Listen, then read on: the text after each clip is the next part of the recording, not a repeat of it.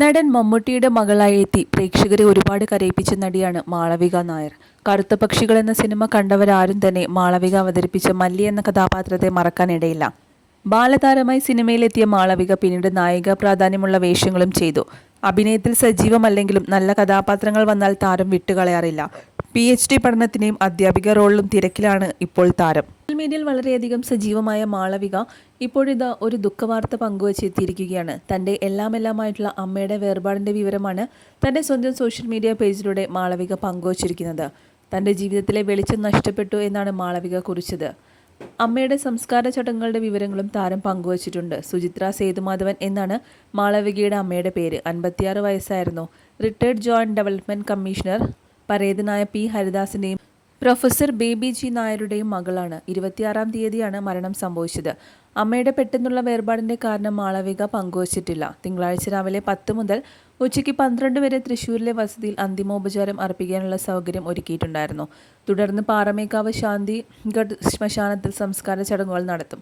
ചൊവ്വന്നൂർ പറപ്പൂർ വീട്ടിൽ സേതുമാധവൻ നായരാണ് ഭർത്താവ്. മാളവികയെ കൂടാതെ സുജിത് ഹരിദാസ് എന്നൊരു മകൻ കൂടി സുചിത്ര സേതുമാധവനുണ്ട്.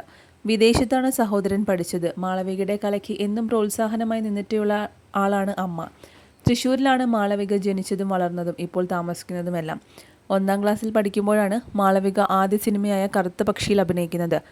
എന്താണ് അഭിനയം, എങ്ങനെയാണ് അഭിനയിക്കേണ്ടത് എന്നൊന്നും തന്നെ മാളവികയ്ക്ക് അന്ന് ചിന്തിക്കാനുള്ള പ്രായം ഉണ്ടായിരുന്നില്ല. സംവിധായകൻ കമലും നായകൻ മമ്മൂട്ടിയും പറഞ്ഞു തന്ന കാര്യങ്ങൾ താൻ അതുപോലെ ചെയ്യുക മാത്രമാണ് കറുത്ത പക്ഷിയിൽ ചെയ്തതെന്നാണ് മാളവിക മുമ്പ് പറഞ്ഞിട്ടുള്ളത്. ആളുകൾക്ക് ഇന്നും കറുത്ത പക്ഷികളിലെ മല്ലിയാണ് മാളവിക. നായികയായി താരം ആദ്യം ചെയ്ത സിനിമ ഡഫേദാറാണ്. ടിനി ടോമായിരുന്നു ഈ സിനിമയിൽ മറ്റൊരു പ്രധാന വേഷം ചെയ്തത്.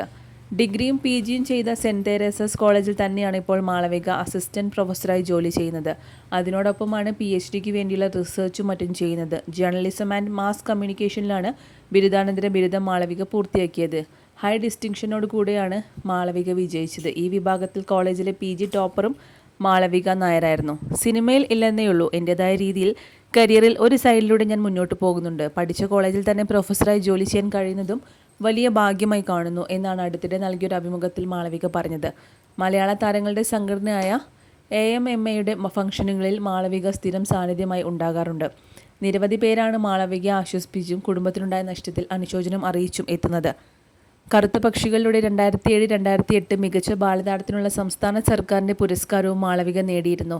2022 പുറത്തിറങ്ങിയ മമ്മൂട്ടി ചിത്രം CBI 5 ആണ് അവസാനമായി റിലീസ് ചെയ്ത മാളവിക അഭിനയിച്ച സിനിമ.